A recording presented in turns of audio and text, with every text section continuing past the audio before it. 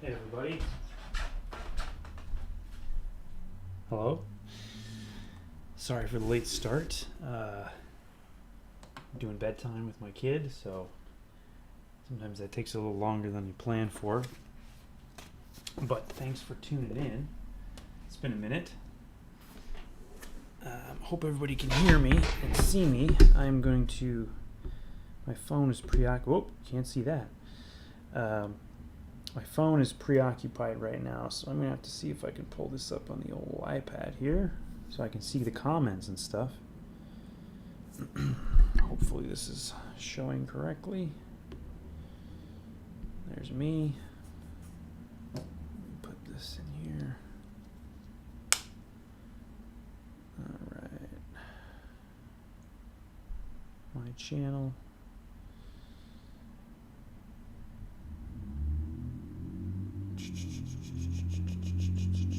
That's weird.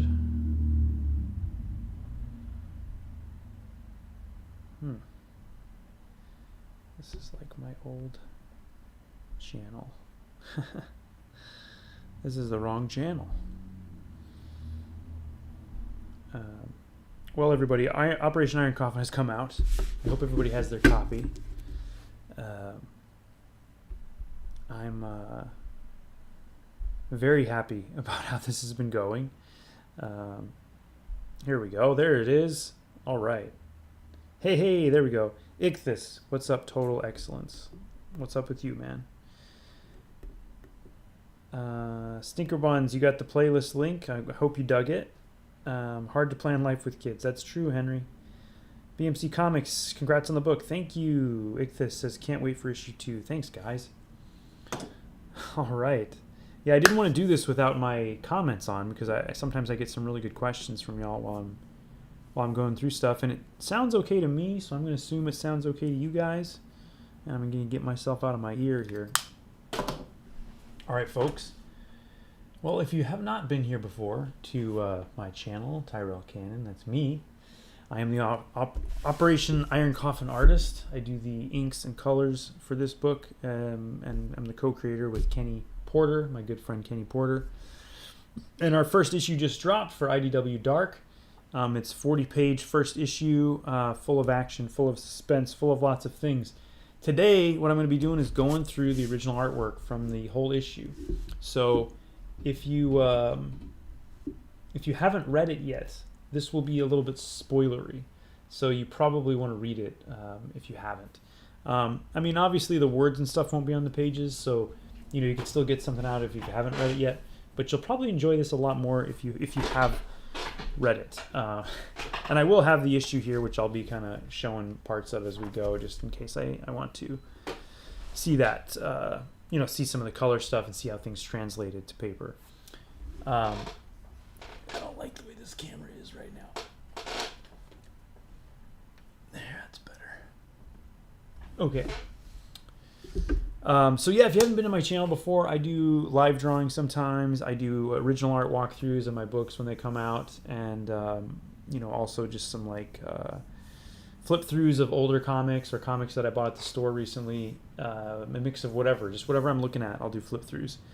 But today, the stream is dedicated to just showing off some of the original artwork from Operation Iron Coffin issue 1. And of course, if anybody has any questions about the issue or anything they liked about it, I'd love to hear about it. So just let me know. Kids. That's true, Henry. Let me know, and I will, I'll answer those questions for you. Shifting my brain into work mode after reading bedtime stories is sometimes pretty tricky. The first issue came out, and I've heard some reports from folks that some stores have sold out, which is awesome to hear. It seems like the response has been very positive. We were one of the highest rated books this week as far as comic book reviews go, and we had I think 10 reviews right now, which are all 9 and above. So that's pretty cool. Good evening, Actual Dracula. Thanks for tuning in for your own book. But yeah, it's been going really good. And then, beyond the critics, though, it's been really cool to see a lot of the fan reactions to it and see that people are really digging it. It's the first time I've had a book that's had this much press behind it and everything. And so it's been really exciting, really fun to hear all the different reactions from people and get nice messages about it.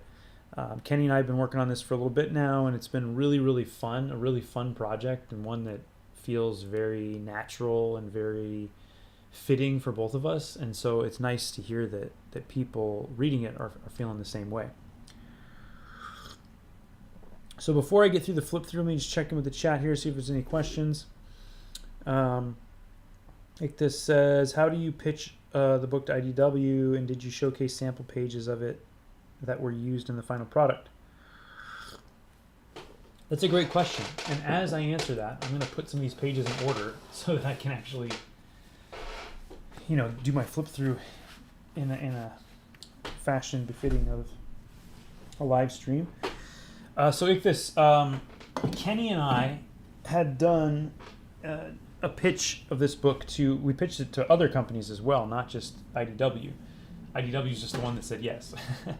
So the pitch wasn't designed specifically for IDW, but that doesn't mean it wasn't, once we did kind of put it in front of them, we considered some of the things that they had going on too, and just kind of what their history is as a company. And they've had a history of doing some, maybe not in recent history, well, again in recent history, but there was a long time in the 2000s where they were really known for their horror comics, things like 30 Days a Night and stuff. And so it's kind of fun to think about doing a horror comic there, being at the era I was from.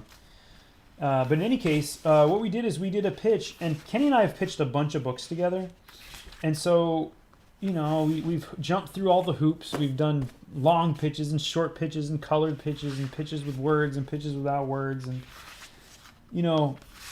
this time we were just like, okay, this concept, if someone's not going to get it in 2 pages, then they're not going to get it. So we just did 2 pages is how we pitched this book. And I think I just saw those pitch pages in here, so I'll show them off if I see them again. So Kenny wrote an overview of the story, and we did 2 pitch pages in black and white with no lettering, and that's what we sent to the companies. I feel like the work should speak for itself, and luckily I think it really did. Once we got that pitch in front of people, it was, the responses weren't all positive. Obviously, some people said no, but yeah, it was like they got back to us and said, yeah, we're interested in the book. We had one editor there. I'm going to shout out my editor, Dave Wielgosz. I'm probably saying it wrong, Dave. Dave is awesome, and he championed the book. By the way, here are those 2 pages from our pitch. These are the original 2 Iron Coffin pages right here. So you can look at those while I get these other ones in order. And so he championed it around the office, I think, and they seemed to really dig it. And so they said, hey, we'd love to do it. And we said, great. And then, worked out the contract details and everything. And then we did have to not change a few things, but sort of just explain the pitch a little more thoroughly before it officially became part of the IDW Dark line. And then once we kind of got some of the details of it out of the way, or not out of the way, but more clearly defined, is when we were moved under the IDW Dark banner. And that's really cool because, who doesn't love a horror,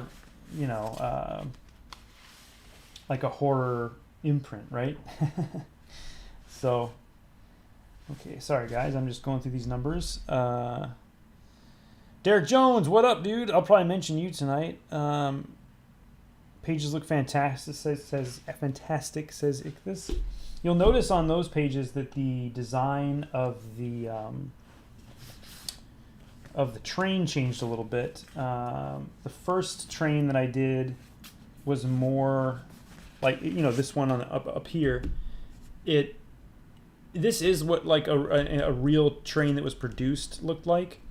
And so I used that, but then when I did more research and found this crazy Nazi train that had been planned but never built, I was like, oh man, this is the one I gotta reference more, because it has the more bullet look that you see in the final book.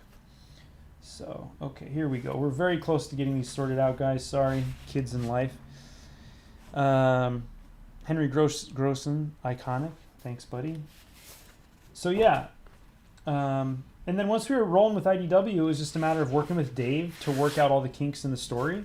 So Dave's a great editor, and he had a lot of advice and comments for us and things that he he thought would help us improve the story, and some really great additions to the book.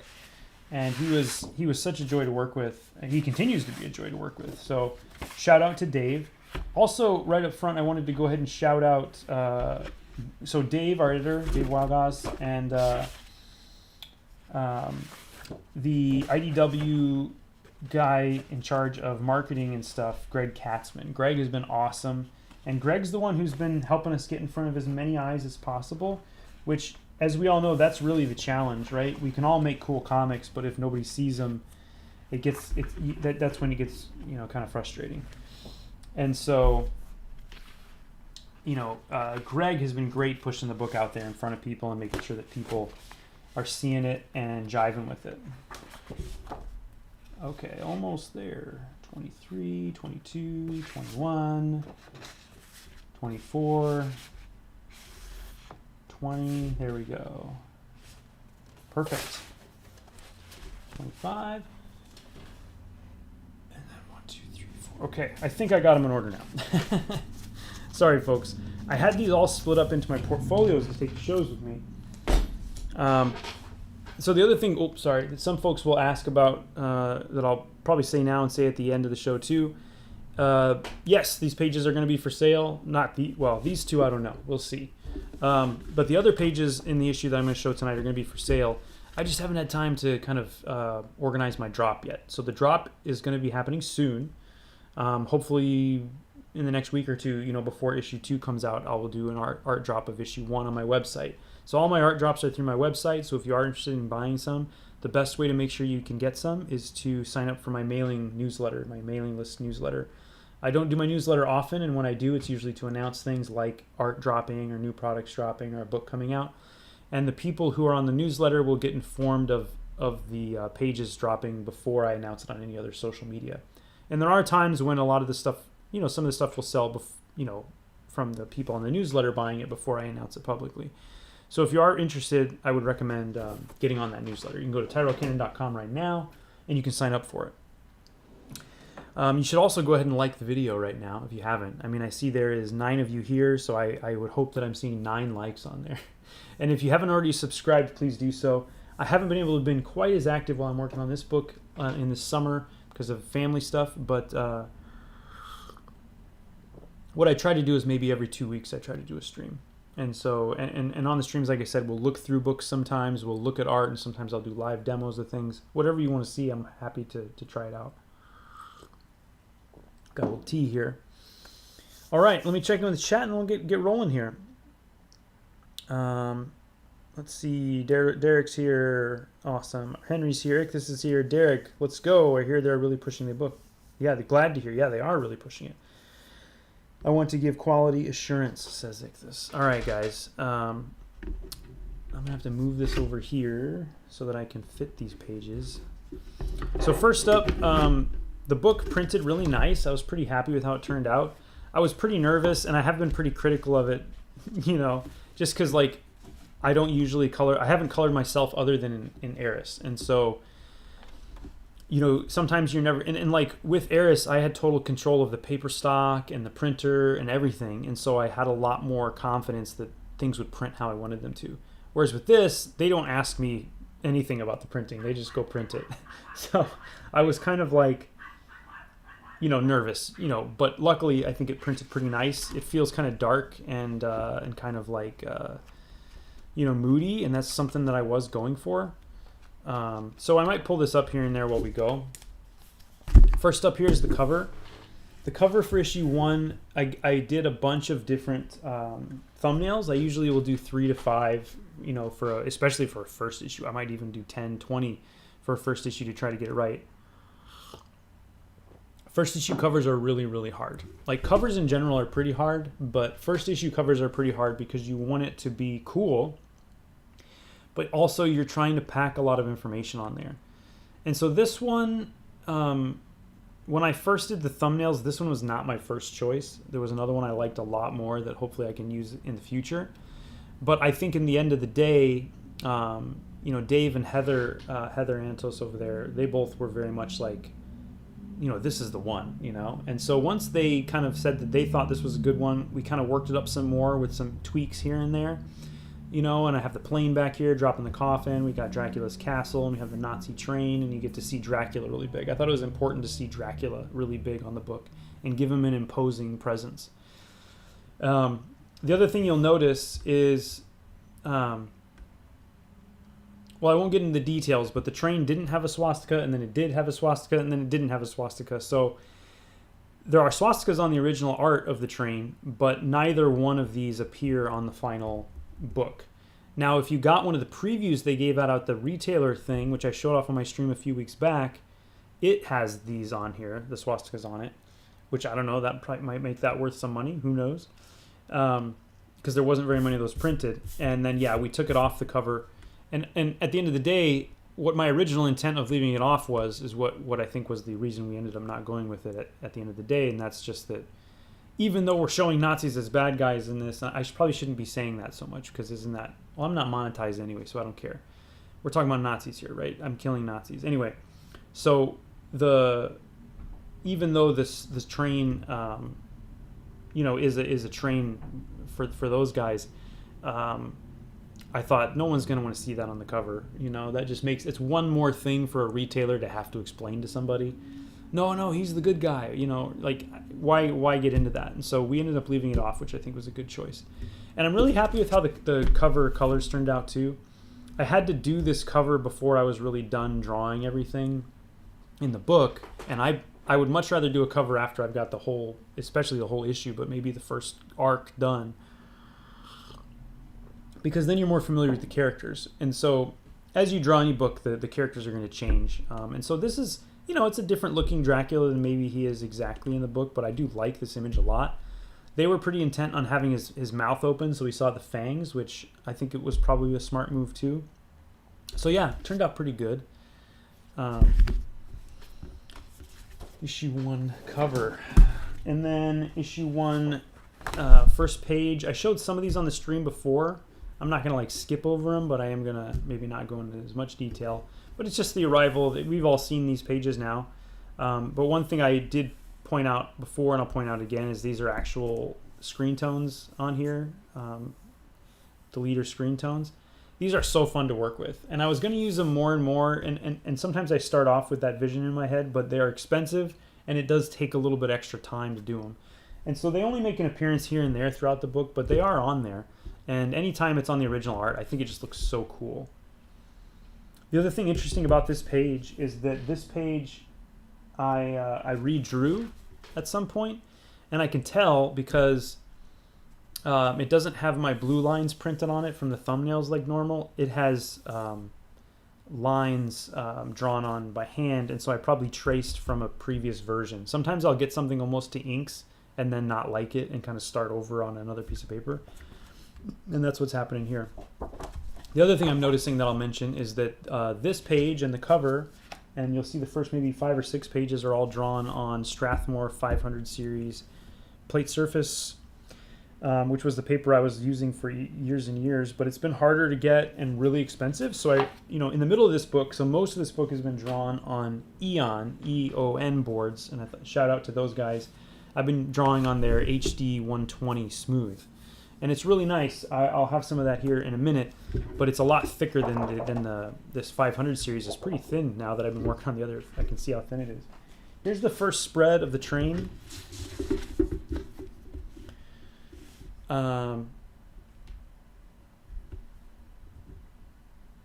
Okay, so here's me telling you to buy the singles. So even if you think you're gonna buy the trade, I have a lot of spreads in here, and spreads can still look good in the trade, but they look so much better in the floppies, man. So if you want to see the spreads, just buy the single issues, because it will look so much better than it will in the trade.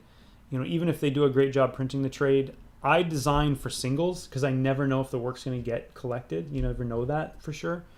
And so I plan them for the singles, and I like spreads, and you just have less faro on the, less spine kind of crease on those. The thing I'll point out on this page that I was pretty chuffed with is just these 2 little deer that are watching over here as this train gets hit by Dracula. I kind of like how we've built it's coming down, and as it hits, these deer that are just living their lives in these mountains are like, huh, What was that? But this one turned out pretty cool. It originally just said Chum, and so this Ka is all white out, Kachum. And part of that was because I was noticing, okay, the C is in the crease of the book. So on the singles it'll be fine, but that might make this beginning of this sound effect get lost. Whereas if you put a Ka here, people will put it together. Not all sound effects, in my opinion, have to be completely legible. I think as long as they look cool, people will figure it out. Check here. Ichthus, these look fantastic. Thanks, man. Ichthus is saying that in the Global Comics version, they need to fix the panel-to-panel feature on page 30. See, I don't know anything about that. They don't consult with me. I would strongly recommend against anyone using any comic app and reading it panel by panel. Like, that's probably the worst possible way to read any comic. Just like look at the whole page and use your eyes to do that. That would be my opinion. But that's a bummer it's not working. I hope they get it fixed. How did you and Kenny cross paths? So Kenny and I met, I told this story on a couple podcasts. If you listen to the Comic Book Couples Counseling podcast or the Paneloids, there's a few ones we did. But basically, I met him through a group of people that I was introduced to through Dan and Warren Johnson. So I'm friends with Dan, as I mentioned. We go back a long time. And he invited me to this group of comic artists. And it's got some of my best friends in there now. These guys have become my friends. But when I first started as freelance, he invited me in the group. And he had also just invited Kenny. Somebody else had invited Kenny into the group. And the group is all artists except for Kenny. And so, but Kenny is great. And we were all just like, this guy's awesome. And Kenny was looking to pitch stuff. And so me and Kenny did a mech story pitched that never got picked up. We did a mech pitch together. And it was really fun. And so we just kept doing pitches together. We did a bunch of pitches until this one got picked up. And we talk online all the time. And we have a lot of the same interests. So we've become good buds. And so I like working with Kenny. And that's why I'm doing things with him. It's not... That's purely it, right? Work with people you want to work with that you like. Sneakerbun says, I thought you did a good job with the colors. Thanks, man. Bro, you're a madman for being one-man band. Yes, well, I can get into that too. Hope you have colors in later issues. Well, you know, I'll talk about the colors for a second. I've had 5 flatters now. I think this book is killing flatters. No, my original flatter, I don't even call her flatter. She's more like my assistant. Alex has been my assistant on a bunch of books, including Eris.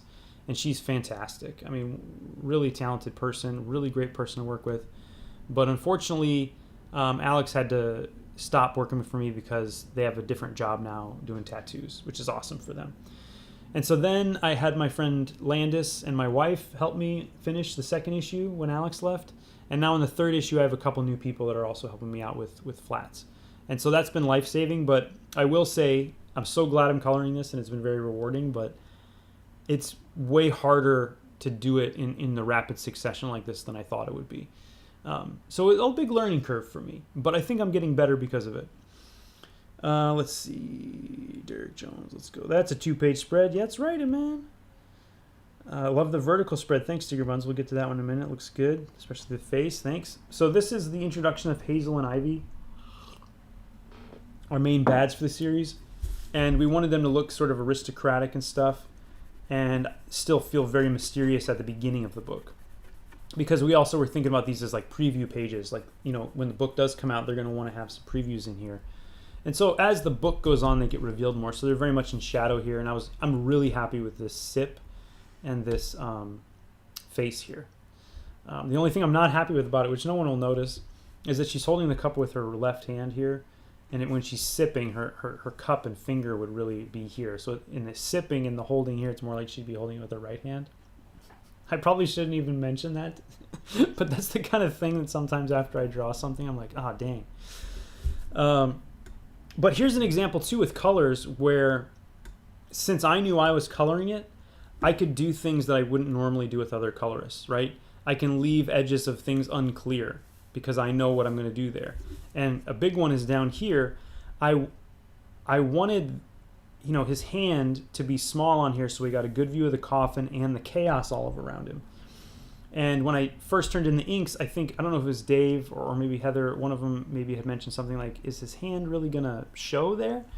But in my head, I already knew the way I was going to color this, it's going to be like a glow coming from in here, and you're going to be drawn, straight to the hand. And so sometimes there's things like that if I was working with a colorist, I would have to explain in detail to them, or I would have to make the drawing a little more clear, So this allows me to be a little more abstract sometimes, which is fun. And then, of course, here comes our man down the street. You know what, though? Let's go ahead and do this again. I don't know if I did this before. Here's the original pitch page, and then here's the redo. I actually like this, page, the way it looks and the way the pose and everything is here a little better. But this works better for the issue and for the storytelling that we're going to do. Whereas this, I didn't have to think about word balloons. There was no words here, really. It wasn't, there was, but it was like, I didn't have to really worry about that. It was just like drawing a cool image. Whereas here, I kind of knew what kind of conversations were going to be going on around it, and we had to change the pacing. Whereas this one, they're in the room when he lands. In our version, he lands, there's not guys pointing guns at him right away. It takes a couple minutes, right? And so we had to have that build up here. But you can see the difference. And I also wanted to make sure we showed that Dracula had a radio, and he had like tactical gear, little things like that weren't as necessary on the pitch, but in the actual comic were necessary. So I'm glad I got both versions, though. It's kind of fun. He's cool. The big thing I've mentioned before is I wanted him to feel long and dangerous and sharp and like kind of fast and flowing through things. And so I went with this lanky look, which I think fits Dracula really well, and then the really, really long hair that I use as sort of an abstract element to kind of accentuate things. And then the coat, I wanted it to have sort of a slightly military feel, but then at the same time maybe like a fancy feel, or a little more aristocratic. And so it's got the red, and that's also kind of like blood. These are little touch points that I thought would make the character sort of pop and be instantly recognizable as like my Dracula, right? Not just Dracula. This is the Tyrell Cannon Dracula. That's what I was going for. Yeah, I've got a radio. Thank you for showing it. Yeah, exactly. All arts names are taken, bro. These inks are insane. Thank you. They're both good. Says Scoots. Flatters are the unsung heroes. They absolutely are. And having a good flatter, to me, when I'm working with Alex, I don't even say that Alex is a flatter. It's an assistant, because there's little choices and things that Alex does with the color that has always really helped me. And so I'll get back there with another person again, I'm sure. Stinker Buns enjoys that he had tactical gear, but his main weapons are his hands. Exactly, right? What I didn't want is Dracula coming in. As cool as this it would be, right? Like Dracula coming in with guns, right? But I didn't want to do that, right? Like I feel like I've seen that, and I feel like I like the idea of him taking on these people with his, powers, not his, not technology necessarily. When they all have guns and stuff, and this is kind of like after the Industrial Revolution and everything, and so, he's of an older era, right? Fight with your hands, and I think that it makes for some really cool scenes, and you get to have these big claws. It's so much fun to draw. And like, yeah, I mean, I'm sure there's other Draculas that have guns, and then that again, that's cool, I guess. I mean, I have a friend, Brian Level. He's in the group with me and Kenny. Brian always just says, like, his pitch is always just like, yeah, it's this guy, but with guns. So like, what about Iron Man, but with guns, or whatever. And so Dracula with guns was not the route that we went. We went with Dracula with superpowers. Tyrell Dracula has a mustache. That's right. He does. Yes. As everyone can see, Dracula has a mustache, as he always has. Dracula has always had a mustache in the literature. And he's had a mustache in a lot of the movies. So I don't know why it's even weird to people that he has a mustache in like the last movie and stuff. He's always had a mustache. So Kenny and I were like, yeah, he's going to have a mustache. Now the mustache I changed as the series goes on too, kind of the way I draw it and stuff. Here's a scene on our bomber. This is a fantasy version of World War II, so if you're a super World War II buff, you're going to notice that there are some creative liberties taken with things like the interior of the bomber. I think it looks a lot like the interior of a bomber. I did do research But instead of trying to draw every little tiny piece of the technology exactly right, I wanted it to look cool, fit the scene, and kind of just evoke it, right? So things like these shapes up here maybe aren't exactly how they look in the real bomber, but they're evocative of a piece of that. Because as much as, like, I think it's fine to use reference, and I do use reference, I never want to be following it to a point where you lose the ability to dictate what the image looks like. It's better to just try to draw it your own way, I think, right? And that's what's going to make the work look unique. I see a lot of artists now using digital tools in the exact same ways, and so they all have this same problem of the buildings and stuff that they're drawing and the technology looking so disconnected from the figures, or sometimes both of those things look disconnected from reality because they're just drawn over poser models and like 3D models and stuff. And I use 3D models and stuff, you know, especially when I'm trying to draw things like planes. But I think, you know, my goal is always to kind of interpret it as much as I can through my lens, so it doesn't look like a copy of something. You want it to still look like it fits with all the rest of the art. This panel is pretty cool here in black and white, but I really think I sold it with the color, and I like how this panel turned out in colors.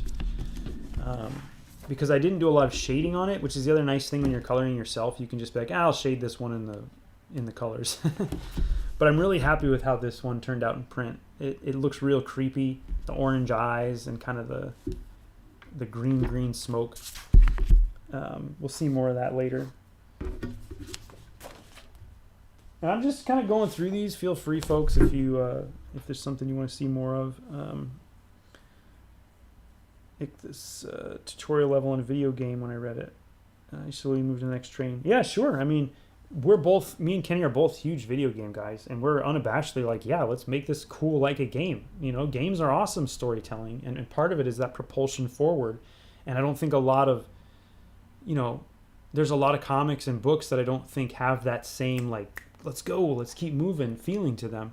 And so we're happy to take, you know, that. Because games are hard to put down, and it's not just because you're doing them with your own hands and stuff. It's because the situations are pulling you forward.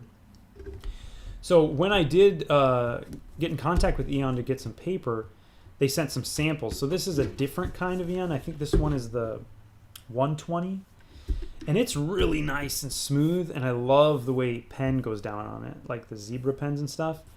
Everything looks a lot grayer on it, so this one does look a little different than the other pages, but the crispness you can get with the lines is nice on this. I almost went with this kind, but instead did the other. I might, next time I order, I might try this kind. I can't decide. This is also a thinner stock. So with all one reason I like the HD 120 that I've been using is that there's a lot of black ink in this book because there's like a lot of dark scenes and blood everywhere. So the HD 120 doesn't buckle much or anything when it gets lots of ink on it. This one warps a little bit, not too bad. I'm also extremely happy with this whole sequence. The way it turned out in print too, I feel like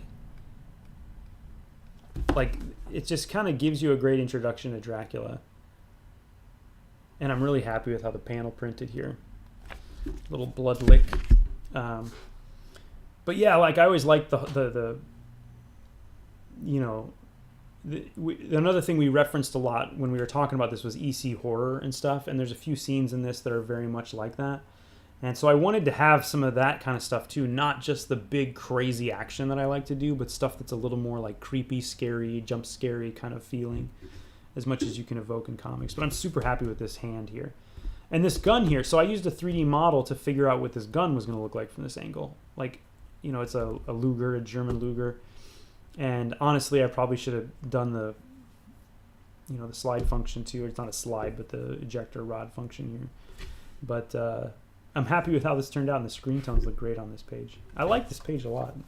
It's a weird page, I guess, but I like it a lot. Okay, here's the train.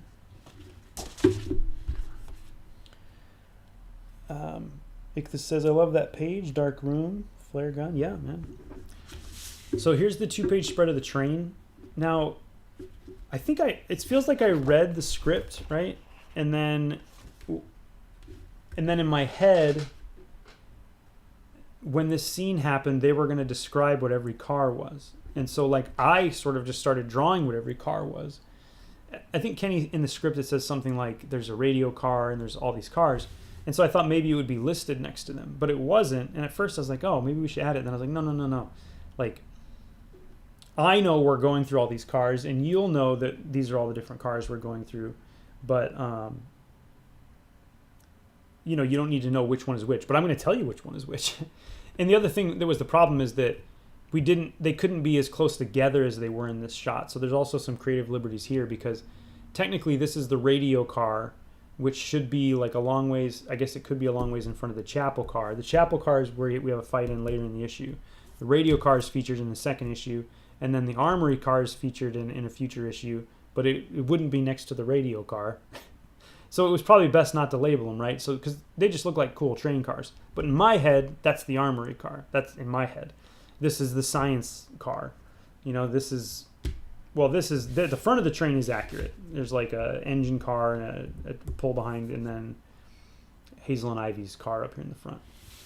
So the challenge here, though, was like, this was the first time I was drawing a train, or I guess not the first time. This book is the first time I've really drawn trains. And I drew the train on the first spread, but that was kind of a train going through the mountains and stuff. This one I had to show the cars in detail because we wanted you to get a sense of what this train is like, how big it is, what kind of things are on it.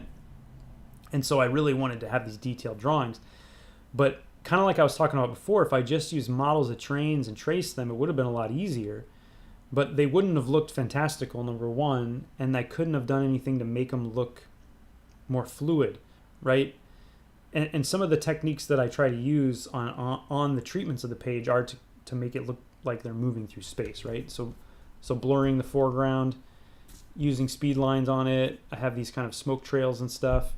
And I love drawing those kind of things. And I pull those influences from anime and from manga and try to find my own way to do it. So anyway, I think it turned out pretty good. I hope it looks cool. I mean, I was worried that it would be impossible to make trains look cool, but I think I've managed to make it look pretty cool. And then the engine car, you know, it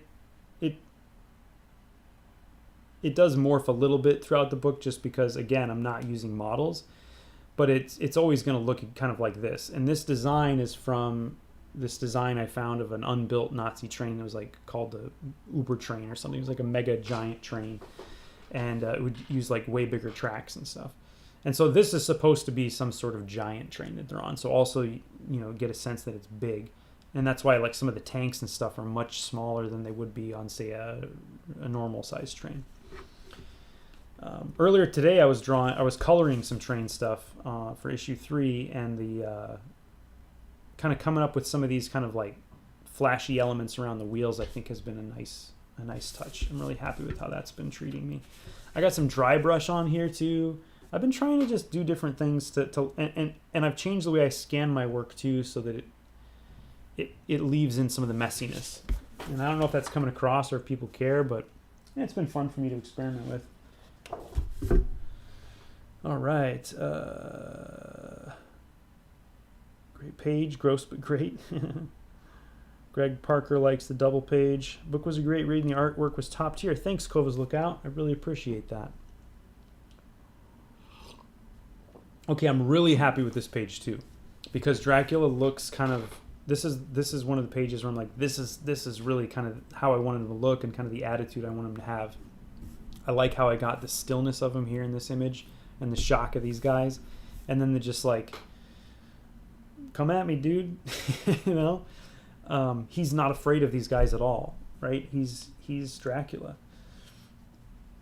And the beats that Kenny gives me a lot of leeway on the paneling and stuff, but he writes nice beats within the script. And so a lot of times I'll go with his paneling because it really works. And so here, you know, I can't remember exactly how it broke it down, but there was this kind of like still beat and then like, okay, come at me beat, and then they try and fail, and then there's this close-up of Dracula. I redrew this mouth like, I don't know, 500, 600, 700 times, and then I probably drew it again digitally, so it might vary a little bit in the final issue. Let me see here. Sometimes there's a page or a part of a page that you just can't. Yeah, I changed a little bit from here. Occasionally, not very often, but sometimes I will fix something digitally because a lot of times it'll happen when I'm coloring. And say this mouth is a mouth that's been bothering me since I started drawing it. And then I get to the colors and I'm like, all of a sudden it's like, oh, I could see what's wrong with it. And so I'll fix it. It's pretty rare, but occasionally I will do that. So another kind of bonus when you see original art, you can kind of see a different version. Because looking at it now, that's fine. You know, that's fine. But I don't know. Sometimes you get in your head about things. All right. This was another page that I'm really stoked about that turned out really nice. Just kind of Dracula going on a rampage. I think Kenny's script said something like Dracula tears through the Nazis like butter. He gave me suggestions on violence, and he always has some cool ideas. I can't remember which ones of these were his. I know that the swinging the guy to like batter another guy's head and their heads explode, that was me. And the punching through the guy and grabbing his spine, I'm pretty sure that was me. The rest of it, I'll have to look at the script, but he gives me pretty much free reign on these pages. It'll just say like Dracula kills the Nazis, here's some ideas. And so that's how we are able to get some of these really fun action scenes in. All right, I'll pick up the pace a little bit here. So this is the scene that everyone's talking about, where Dracula stops this suicide bomber here. So these guys are getting massacred. We got this sweaty guy here. He's like, oh my gosh, I'm just going to suicide bomb him. So he runs forward. And it's funny because I think in this, I don't know if it's a script or just when I originally was drawing it, he just pulls a pin on a grenade. But then I was doing my research and I'm like, Nazis use these other kinds of grenades a lot. These ones that have like a pull cord. And so it kind of changed the beat, and I hope people understood that. But anyway, so he runs in, Dracula grabs his head, kind of crunches it, and then kicks his body off of his head, which then in turn leads to this car exploding. And of course, Dracula's okay, and the rest of the car is pretty rough. I'm really happy with this whole sequence. This was really fun to draw. Like, this was one of the scenes, after Kenny told me the original part of just, hey, he drops onto the train, this was one of the other first things he told me. It was like, okay, he's going to like kicks this guy's head off and he's going to explode. I was like, okay, I'm in. Let's do it, man.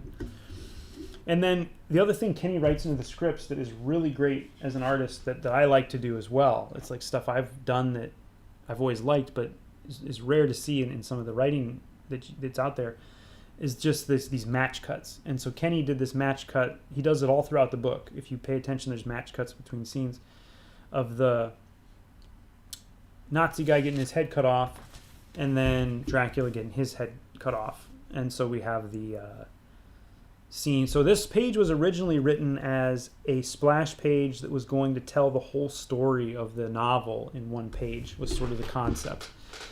And I can't remember if it was Dave or if it was Kenny and Dave or Kenny and Dave and Heather, but at some point we decided maybe we don't have to tell the whole story in this page, which I was kind of excited about at first. But now that I'm 3 issues into the book, I'm so glad that we didn't do that, because that would have taken a lot of work. Not that this didn't. This was another page that I wrestled with forever, and I would have redrawn again if I wasn't the one coloring it, because once I figured out how I could do the colors, I kind of let go of some of the issues I had with it. But at the end of the day, I think it turned out pretty good. We got this match cut. Okay, here we go. So a lot of it was just me trying to figure out the vibe, right? We wanted the sun to be coming up, and so it had to feel sort of dark, but then starting to illuminate.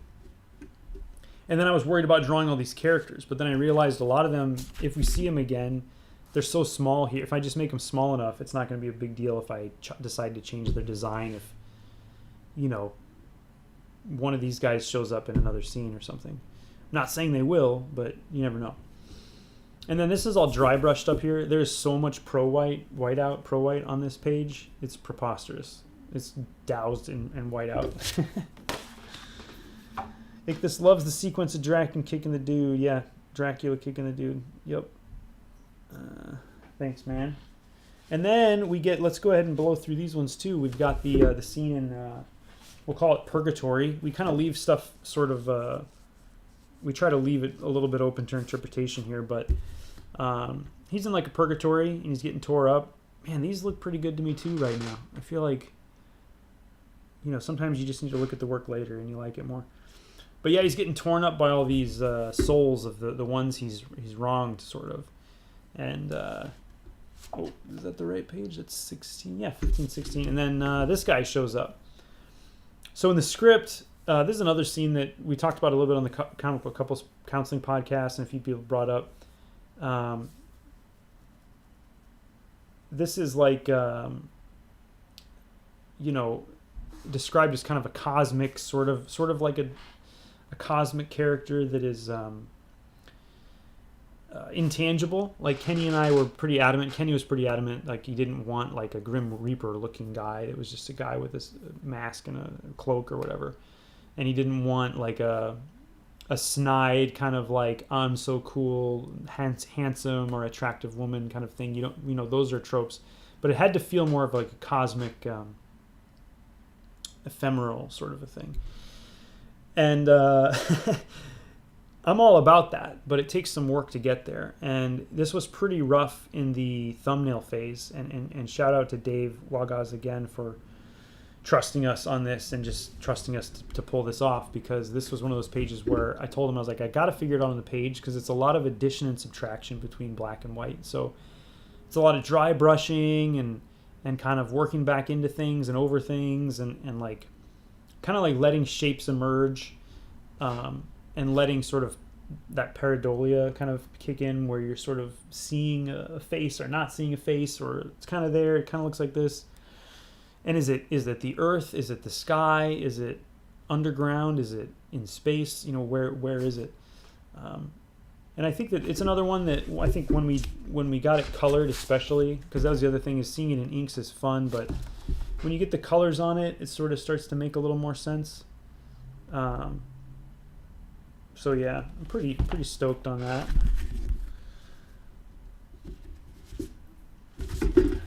All right. Man, we got a lot to get through here. Sorry, guys.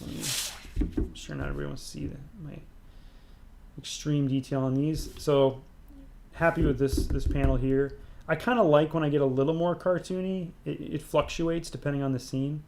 Like I really go extreme with his scream here on his mouth. Had to have chains in here. This little panel too, I like. This little nude Dracula. And then again, we have a match cut here. He reaches up to make the deal. And then it's him reaching up out of the, you can actually see it's almost exactly the same. He's reaching up out of the ground and then crawling up. And now this was another scene where Kenny wrote it and I was like, what is he talking about, man? He was like, Dracula's crawling out, but he's also, so it's like earth, but it's also like guts. And then he's like coming back together, but he's also being pulled apart at the same time. And so, I don't know. I tried my best to kind of make that happen. This was another fun one to color too, and I'm happy with the vibe shift from Hellraiser to Still Evening here. Controlling the gray tone of the cosmic face looks unreal. Thanks, like this, man. Appreciate that, dude. And then here's one of my favorite pages in the book is Dracula coming out of the ground here. This is one of those rare instances where, like, I was like, I know what I want here. I know exactly what I want. And man, it feels like it. It's just, I like the shapes that I chose. I like everything about it. And in the context of the story, this scene had to feel, this is not just a resurrection of the same Dracula, right? He's changed, and he continues to change, but he's not sure why yet. And so he's sort of confused. He's sort of in agony. He's sort of, the world feels different to him already, and he's emerging and kind of feeling his death as he sort of makes his way back to his castle, which is run down. Now, these are screen tones on this page too. I'm really happy with how they turned out on here. This is a really fun page. It's got a lot of whiteout on it as well. But this page turned out really nice. Oh, one other suggestion. I think it was Dave or actually maybe it was Heather.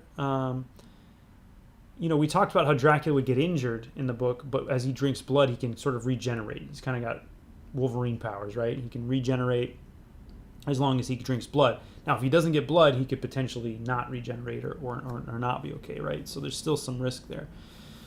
But he doesn't scar. But the suggestion was, from our editor team, was maybe he does have a scar on his neck where he was beheaded. And I was like, ooh, I like that. I like that a lot. That reminder always of that death. And so I try to remember it on most of the pages. But yeah, here's the scar featured rather prominently. This page is pretty nice. Derek says every page has been a money shot. Thanks, dude. Oh, this is on some Strathmore too. Man, the ink works so much differently on these two kinds of paper. And it's not that one is better than the other, but I've been very used to this. And the HD 120 is nice and it's hungry for ink, but sometimes it's hard to get the crisp lines like this with this pen. I can get them with a Micron, right? So I've been using Microns more lately because they work a little better on that paper. And it's just another one of those things where as you use your tools and you change your tools, sometimes that affects other tools. And it's it's not bad. It's just like you figure it out as you go. Now this image here, if you guys haven't seen the Bela Lugosi Dracula, the black and white one, definitely go give it a watch. It's a really cool movie. It's one of the movies I watched sort of in my binge to kind of get Dracula ideas for this. And this is a direct quote of the castle from the Bela Lugosi Dracula. So this is like his castle in that. I've changed it a little bit, and it's not, the stairs are on the other side, blah blah blah, but this is that castle. Because when I was watching that movie, I was like, oh my god, that is just beautiful, perfect. So that's a direct visual quote right there. The rest of this is all me, but that's that castle. So he's going through here. I like the ripped fabric and stuff. And this is a moment where he's sort of reflecting on the life that he's had. And so we wanted these scenes to have a somberness to them.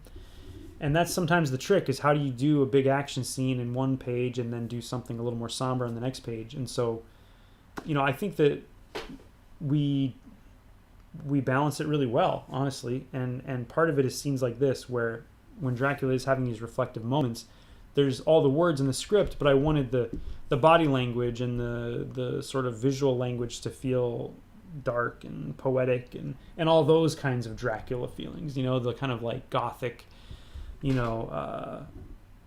know what you call it, kind of old emo. That page is really fun too. Not perfect, but it's all right. Also, Kenny is great because I told him, I was like, I love all the big action scenes and stuff, but sometimes after I maybe draw a train car exploding, it would be nice if I could have some pages with a lot of darkness, at nighttime, so that I don't have to draw all the backgrounds and stuff. But also as a vibe shift, right? This puts it into a more noirish, a little more horror feeling when you start doing the heavier inks and the bigger black areas. This sequence was really nice. This was the sequence, like these pages and this page in particular. And maybe I don't know why I was doing these on this, but this is what sold me on the project beyond the first pitch that Kenny gave me. It was like, okay, he gets dropped on the train, that's cool, but then what? And when he told me, or when I was reading the script and it had this scene here of the mother who's been turned and has, and spoilers if you haven't read the issue, but she's fed on her children. And it's pretty awful, right? It's horrible stuff. And it's the kind of stuff Dracula used to do and not care about. And now he sees it and he's struck by it. And he's struck by these feelings, this conscience that he has. And, I liked that that's the direction we were going to go. Because something that's always intrigued me is that so many times we want, what wouldn't it be great if the villains in real life just saw they were bad and stopped doing it, right? But then at the same time, if you saw that you were bad and you stopped doing it, you would be just stricken with I think a lot of overwhelming emotions every time you were in certain situations, especially of like, wow, I was a monster. Like, how do you live with yourself, right? And I think that's why a lot of people don't change, honestly. But in any case, this sequence was really important to me to get right, and I feel really happy with how it turned out. There's a looseness on these that I feel like I've been missing in the last few pages. It's probably just the nighttime talking to me right now. It's probably not true. All right, so he knows he's got to ice this lady. And so even though it's a somber scene, when he finally does do the deed, I want it to feel very quick, direct, and done. And then the pause we get is this tiny panel. And that was a challenge I was trying to give myself recently, was how can I use even a small panel to give a breathing moment? Because usually when you want a reader to stop, a good way to do that is with a big panel or a detailed panel or something that's you know, very like overwhelming on the page. But I really wanted a pause here. And so this house on fire with Dracula like real small here was me trying to get that. And again, we have here a match cut. Head on the ground, burning. Head on the ground, getting smushed. Another Kenny touch there. Edison Neo, Tyrell, congrats on Operation Iron Coffin. Thanks, dude. If you guys haven't seen, I'm not sure which covers you guys picked up. Let me know in the chat. But Edison, right here in the chat, he did 3 connecting covers for us. So issue 1 is the first cover, obviously, but all 3 issues connect into a really awesome spread of Dracula fighting the kind of big bads from the book. So if you didn't see his cover, go check it out. If you want to buy a second issue, or if you haven't bought an issue, you know, his covers is a great option. Here we're back on the HD 120. I'm really stoked on how this head exploding turned out, and this little bit here. So he steps on these guts here. It's like squelch, right? Also, the look on Dracula's face as he slits this guy's throat. It's priceless. Priceless. He loves his work sometimes. And then the guy trips on the guts that he stepped on and falls down. And I don't know, that's little stuff that, like, I don't know, it makes comics a lot more fun to work on. I hope it makes them more fun to read. And it's the kind of thing you don't see in every book, I think. And so I hope that seems, you know, fun for you guys too. There's so many body parts and bullet casings all over the place in these scenes. I'm not sure what I was thinking. And honestly, if I was going to do it again, I would probably just add more bullet casings and blood. But it's, looking at it now, I'm like, wow, that is a lot. Another bit of screen tone here. Okay, so this scene right here. This is the scene where we show Auschwitz. We made it very clear to ourselves and to our people at, our friends there at IDW, that we didn't want to try to use any real world atrocities in our made up goofy story, fantasy story, but part of the fantasy story working is our knowledge of the real world, right? And what really did happen. That's why we take so much joy in the bad guys getting killed, right? And so, like, what you want to do is you want to show those things that remind us of the horrors, but you don't want to glorify it the same way we glorify, say, Dracula slitting someone's throat or something. And so I don't have it. I don't know where I put it. It must have fallen down somewhere. But I drew the image here, and this was really important to me to get right, and it was not right here. And it was not working. And so I ended up redoing it on a separate piece of paper and then combining it digitally, which when I sell this page, I'll probably just paste in the final version here, or do like tape it down or something. In any case, I wanted it to feel slightly different from the vibe of the rest of the book in the inks and in the colors. And so when we got there, I gave it its own palette. There's a lot more cross-hatching on it. And I'm hoping that it reads a little bit differently. I also reset the panel a little deeper into the gutters than the other panels around it, so it kind of stands out a little bit. But all we had to do here is say, it's your regime that does the devil's work, and combine it with this image. And we all know, right? And then as we move forward with this gentleman here, Dracula gives a speech about devils and monsters. That was another thing a lot of people have been talking about. Awesome speech. It was another one where when I read the script, I was like, Kenny gets it, Kenny knows how to make these things work. there's a lot of freedom in the lines on this page. I'm pretty happy with these his ladies here and the baby getting eaten part here. So I think in this, so then I also had to draw Hitler, and I never really thought I was going to have to in life, but here we are, right? And as a kid who grew up playing Wolfenstein, this has all been very fun and satisfying in a lot of ways. But I wasn't sure what direction I wanted to go with him. I thought the most important thing was to show kind of this person at a podium that we all associate with him. Even though this isn't specific to any specific speech, you know. And then I wanted not to have a solo man there, but these other guys are kind of behind him and sort of amorphous and kind of connected to him, you know. It's not just one person that ruins the world, I guess. These 3-panel sequences I do quite a bit. Kenny wrote it this way, but it's one I've used since way back on Simon and Gary. If anyone's out there in my world that remembers those books that I did ages ago, I used a lot of these 3-panel motifs. I think in the script, Kenny said something here like he breaks his neck or something.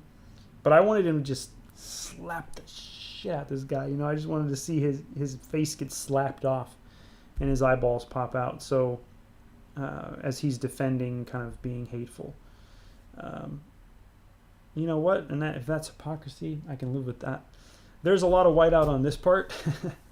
I originally thought I was going to have kind of, I don't know, more guts and stuff, but then I was losing some of the shape of the fingers going across.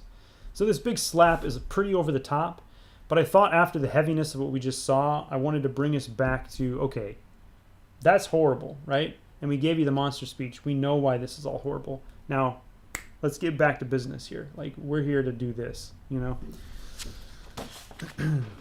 That slap panel, says Edison. Yeah, man. You get it. Edison's got some energy in his work. Edison's new project is looking awesome. I still need to give you a quote, dude. I'm sorry about that. I've been swamped. Okay, guys. We're getting there home stretch. We've got the zombie experiment here. I think I skipped. Where did the other page go? I missed the other lab page in here. Well, it's probably somewhere else in the pile. The original, there's a lab page right before this one where we meet Dr. Braun. I'm really happy with this. I took way too long on this, but man, it was fun. I got some dry brushing here. I got splatters on here. You know, we've got whiteout all over the place. This had to feel, this had to be a big horror moment. And we try to evoke different kinds of horror throughout the book, whether it be like EC horror or stuff that's more like action horror. I wanted this to feel like Return of the Living Dead or, you know, a David Cronenberg movie, just something really awful, something gooey maybe, you know, those kind of horror movies where there's a lot of gooey stuff. And then maybe just a tiny, tiny little bit of humanity left in here somewhere. And the coldness of these 3 jokers down here. This one turned out pretty fun. And then we had our first appearance of another one of our bad guys here. But man, this one was a blast. Like this one was not like a hard one. I mean, there was aspects I had to figure out with the perspective and stuff, right? But like, I was enjoying it. And when I got to it, sometimes you get in a hurry, and I do this a lot. I was like, don't rush. Just like, have fun. You know, this one was really fun. I like this page. All right. Whip through these here. The slap panel is sick, but hearing your reasoning for the purpose of the overtopness, yeah. Yeah, man. Of course, yeah, dude. I mean, I don't know about a lot of other people out there, a lot of other artists, right? I do know a lot of other artists, and I do know about some of them, and I don't know about others, right? But this is art to me. I went to art school, man. I make art. It happens to be comic books, but I make art, and so I think about all these things, you know, very deeply. I'm not saying you have to. I'm not saying that makes my comics better or anything. I'm just saying that's the way I approach it. If there can be a reason behind the different things I do, it also makes my job easier, because then it answers questions for me of like, you know, what am I going to do for this panel? I don't know. Well, what's the story? What's the theme? Is there some way that can propel me forward? So we have our baddies kind of making their first mysterious appearance. I love stuff like this, man. I love stuff like the bad guys in the dark, like making plans. That's so fun. That's so cool. We all love that. Like, let's just admit that it's cool and run with it, right? And you can still tell a great story and still have fun. We have the first appearance of the spear. So the spear, and Edison's cover of the spear is so dope. Definitely check it out if you haven't. The spear was one of the first guys we sort of started coming up with, and he came out of me really easy. He was an easy one to design. He just felt like, I know what I want for this guy. He's like this hyper-religious guy, and he has this weapon that is made from the spear that pierced the side of Christ, which the spear of destiny, which is also a Wolfenstein thing, but also in tons of other media. But, for me and Kenny, we probably heard about it first in Wolfenstein or at church in my case, right? But yeah, so it's the spear, but I was like, I don't want him to just have a spear that's just like a spear, right? Like, this isn't the real world, right? I want him to have a spear that is like, a crazy spear. And I thought if he's going to fight Dracula, he has to have some kind of range or something, right? If he's not going to use guns. Because I didn't want this guy to have guns. We already had a bunch of guns earlier in the book. Let's have a different kind of fight here. And again, unabashedly, I wouldn't say it's stealing, but a big inspiration for me is Hong Kong movies, martial arts movies. And so for this guy, I was looking at a lot of martial arts movies.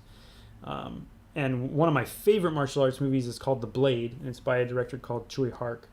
And he's an amazing director. He's the reason we have John Woo. If you haven't seen a Tsui Hark movie, you probably have, but you don't know it. But if you haven't, go look up any of his movies. But he does a movie called The Blade, which is a remake of The One-Armed Swordsman. And in the movie, the One-Armed Swordsman is a guy who has half a sword, and he's missing an arm. I mean, in the originals, he doesn't have half a sword, but in this remake, The Blade is like a remake of The One-Armed Swordsman. It's like a cleaver, and he fights these guys. He spins around and stuff. But at one point, he sticks a chain onto it so that he can throw it. And so he throws it, and it like goes, and it like cuts people, then comes back to him. And it's so cool, man. It's like the flying guillotine, kind of. It's really cool. And I was like, that's the vibe I want. I want something like that. I want like the flying guillotine. I want the blade. And so I came up with this kind of like spear that has like a retractable, like maybe steel cable somehow in it that pulls this spear back. I mean, it's a magical spear, right? So, and then I wanted them all surrounded by candles and stuff, and to come out in like a cloak, like a monk or something, but still look dynamic and stuff. And so I hope that people think he looks cool when he shows up. He's been a lot of fun to draw. And here comes a Popo. Derek says, damn bruh. Edison, I like the over-the-top shit. Right. Yeah, I mean, that's the thing, Edison. Over-the-top stuff is fun, but like, if you do it all the time. Like, I just saw a comic today, and I'm not going to say who it was, by an artist that I really like. It was just like a short comic they posted. And I liked their art a lot. And it was a cool comic. But it was just like a guy killing people, like, over and over and over again. And, like, I don't know. Like, that's fun for a minute. But I don't know. It's a little bit more, is nice. I didn't think this sequence was going to work very well, but it turned out to be one of my favorites in the book. It's where they explain the Spear of Destiny. And it was one where I was stuck on what to do with the colors. And when I just decided, you know what, I've had so much color in the book, why don't I just go with like a monotone kind of a blue here? And I really like kind of how that affected it. There's a lot of different flashbacks in the book, and there's also these things that I don't know if I would call this a flashback necessarily. I mean, I guess it is flashing back to earlier events, but it's more like he's telling the story of what the spear was. And so you get these little, I guess they are flashbacks, these little scenes from history. But it was really fun to have a little break there too between this orange. So like his room, like the chapel, has a lot of red and orange in it. And so I thought it'd be nice to have a little break with the blue there. Yep. I fixed something digitally here too, but not everything. There's a little piece of the nose. I went a little big on his mouth here, but I don't know. It kind of works. I went with sort of what I'm starting to just say is like classic Tyrell right here. It's just like dude coming at you, speed lines, energy, let's go for it. Again, this is my Dracula, and so I wanted to have him in sort of, every kind of way I like to draw things, things that make me excited. But as the spear gets his cloak off, you see he's got these crosses all over him, and he has like it's like a, a vest, like I don't know if it's like a bulletproof vest or something, or pouches that have like things in them, maybe holy water, I don't know. Like, I just thought he would have, he's human, so he would have some kind of protective gear on him, since he's not like a super, I mean, maybe he has some superhuman powers. We didn't really say whether he does or doesn't. I assumed he was mostly human.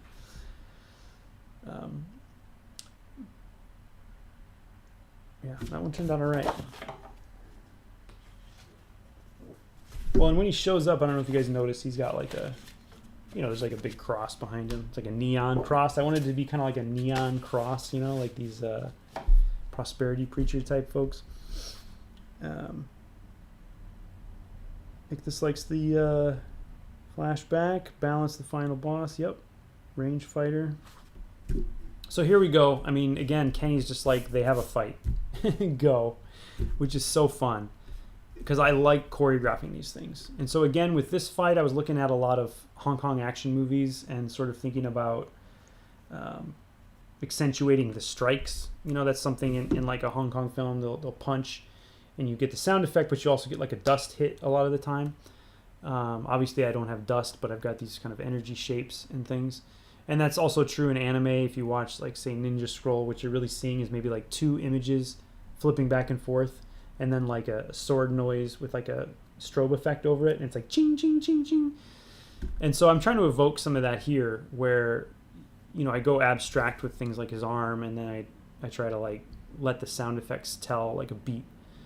And so another thing with like a Hong Kong film or any film is there's editing and sound and stuff. We don't have that in comics, but what we do have, I guess we have sound kind of. We have the onomatopoeias, right?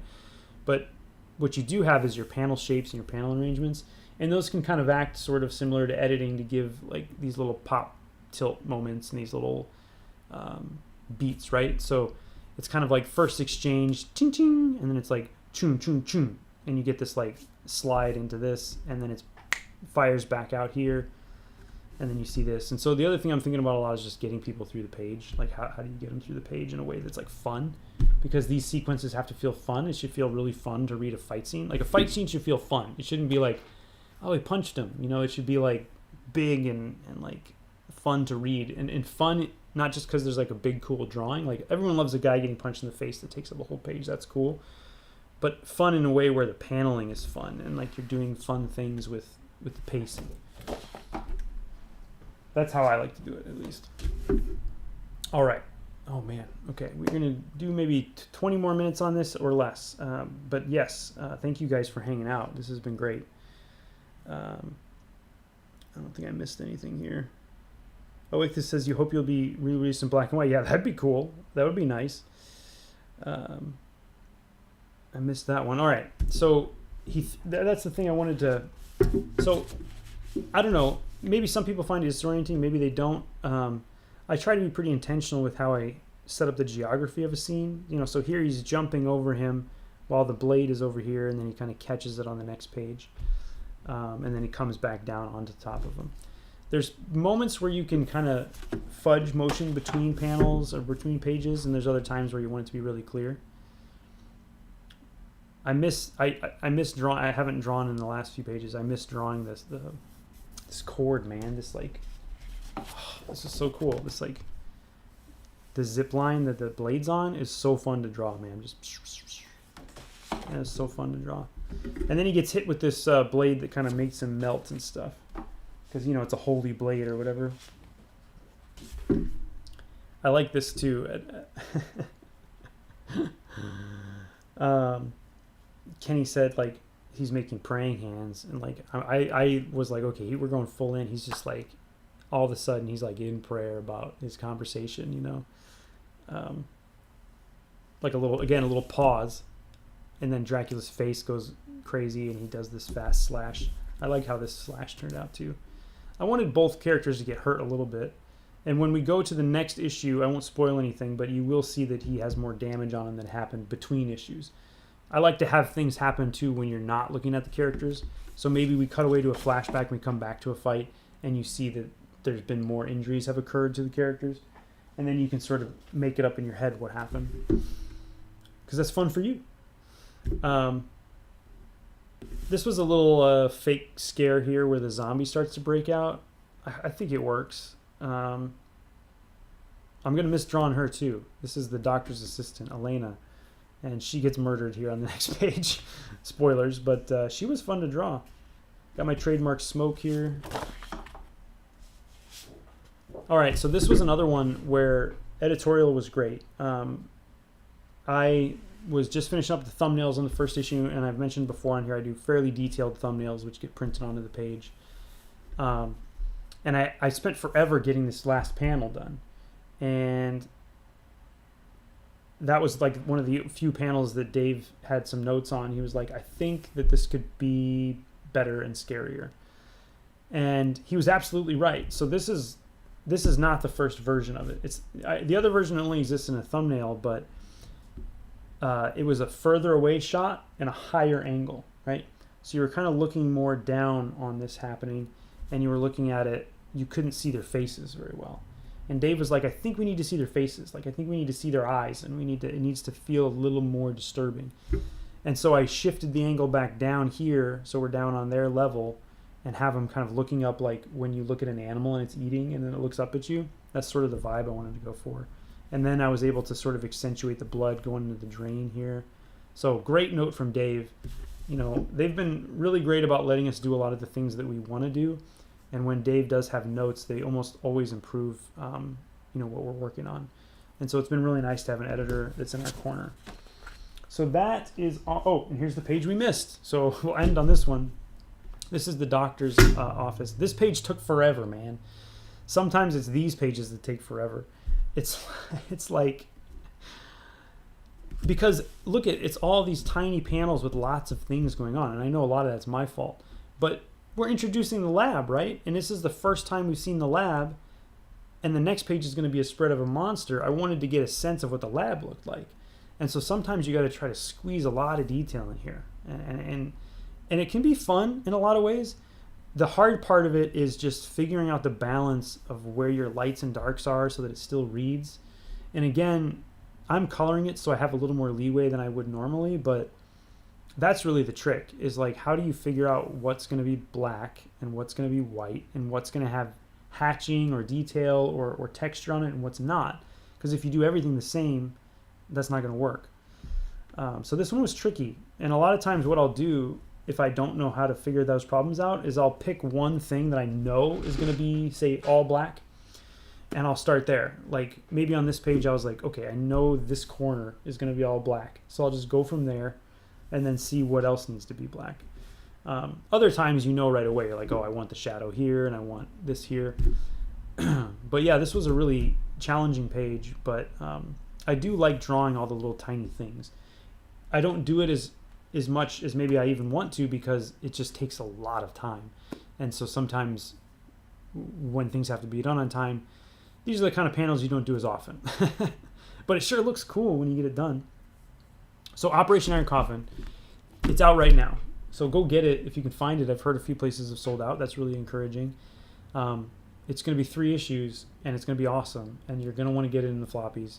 Go to your local store and put it on a list for yourself, and add some other books on there. You know, there's a lot of great books out right now that you should be checking out, which I can't think of right now because I've been talking about Iron Coffin.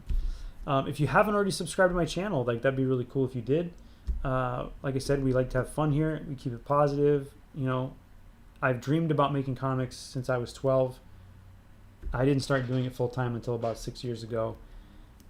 And now I have a book out with a publisher, and it's really exciting, right? And it's really fun, and I just like to share that with everyone else, especially other people that are trying to make comics, because it can be a very solitary thing. So we're all in this together. In any case, like, subscribe, all that. Again, if you are interested in buying original art, I'm going to do the drops sometime in the near future. It will be announced via my newsletter first. And that's, and also, I will have some copies of Operation Iron Coffin for sale. And I'll have all the variants as well, including the Virgin variant, which I don't know if I've seen anybody with yet. And those will also go up for sale via the newsletter first. And so go over to TyrellCannon.com and sign up for that. But I appreciate everybody for tuning in, whether you were live with us or whether you're watching this later. I hope that you liked the behind-the-scenes look at our book. And thank you to everybody who picked it up and has given us positive reviews. It really means the world to me. And Kenny and I are so grateful for that it's connecting with people and that you're supporting it. So thanks everybody out there. Thanks to all you guys in the chat. And we'll catch you maybe in a couple weeks. Peace.